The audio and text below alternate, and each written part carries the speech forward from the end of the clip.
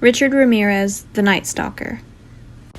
Richard Ramirez, or better known as the Night-Stalker, was born on February 29, 1960, to a poor family of 6 in El Paso. Ramirez's father was a former policeman and his mother was a boot factory worker. His father was prone to fits of rage, and Ramirez always accused his father of beating him and his 4 siblings. When Ramirez was younger, he is said to have sustained 2 major head injuries and suffered from lobe epilepsy because of this.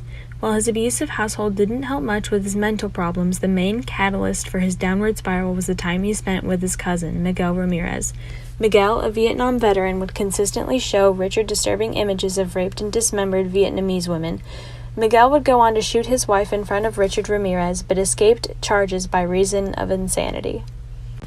Not long after entering high school, Ramirez dropped out and moved to Los Angeles, where his crime spree began. At the beginning, he was only stealing cars and breaking into people's homes, but by April of 1984, Richard Ramirez had begun raping, severely beating, and usually killing the women in the houses. This killing spree took place between April of 1984 to August of 1985. His main signature was raping and killing the women, usually leaving them tied up and badly beaten.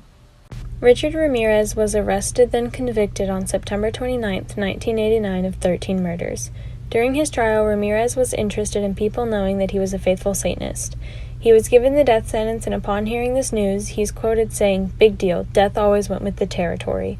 While in prison, he married a woman who was a fan of his named Doreen Leoy. She believed he was innocent. Richard Ramirez died in jail on June 7, 2013, due to B-cell lymphoma. I believe Richard Ramirez was a stable and disorganized visionary killer. Ramirez had a stable and clear schedule: rob the car, rob the house, rape the women, torture and kill them.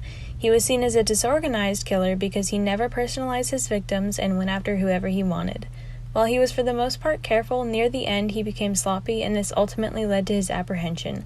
He is seen as a visionary killer because he believed Satan was his benefactor and mainly did the murders because of his loyalty to Satan. The Night-Stalker killed not only because of his very messed up childhood, but also because of his undiagnosed mental illnesses. Ramirez was a sociopath. He was prone to spontaneous and volatile emotional outbursts. He was a thrill killer.